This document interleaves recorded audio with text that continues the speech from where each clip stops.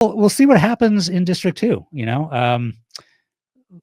yeah, like I said, I mean, Tony Blain has come in very strong.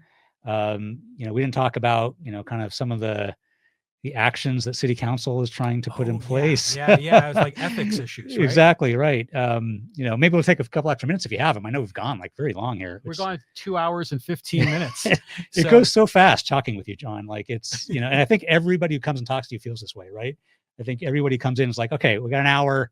And then 3 hours later, they're like, wait, where did the time go? Yeah, exactly. Well, let's touch on that. Yeah. I think because Tony Blain has come out very strong and has come out saying like, I'm gonna, ask for the resignation of the city manager and city attorney, and we're gonna put through recalls of other people on council, and has sent emails to many people, has directly gone to members on city staff. It seems like the staff and the council are trying to create some guardrails here, so that things don't go, completely, I guess, off the rails. One of the things being that I know the city manager has said, council members need to come through him. They shouldn't be going directly to other staff members below, at lower levels. Yeah.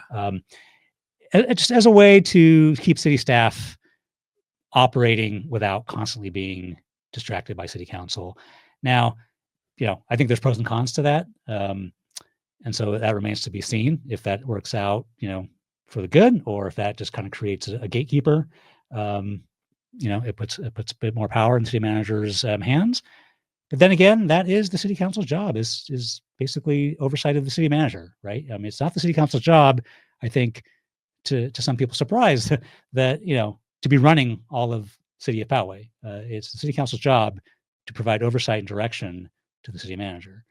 And people forget that sometimes. And so, we'll see if that change makes sense.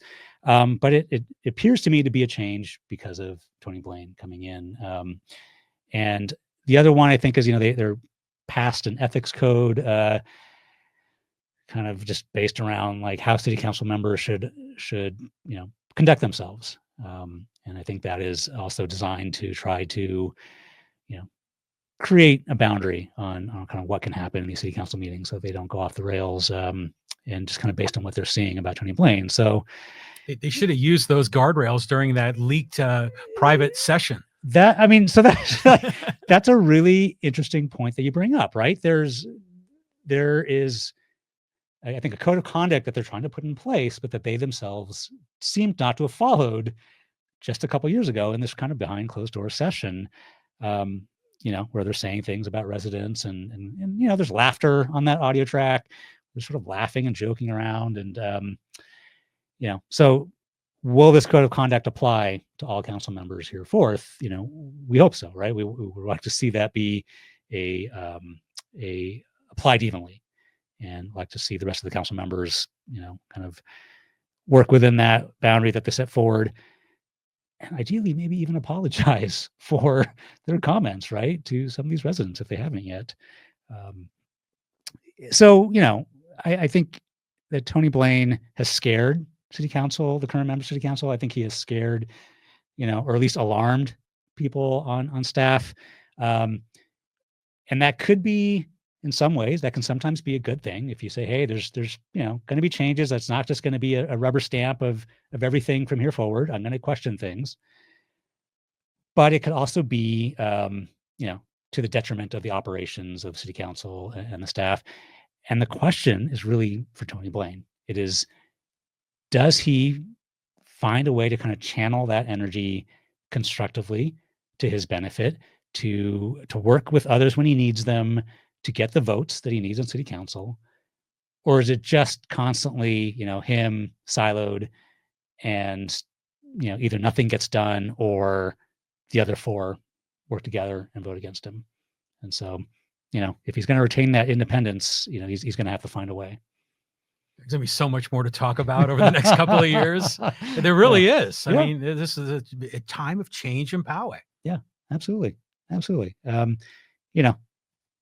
The immediate thing is we got to deal with this appointment in D1. And I sure hope that people stand up and say, if we can't have a special election, then this has to be a seat that is only an appointee that's selected with the agreement that they not run for election in 2 Yeah. years, right? Yeah. These are kind of the only real good options for residents. Yeah, I agree with you on that point. So, yeah. Amit, thank you very much.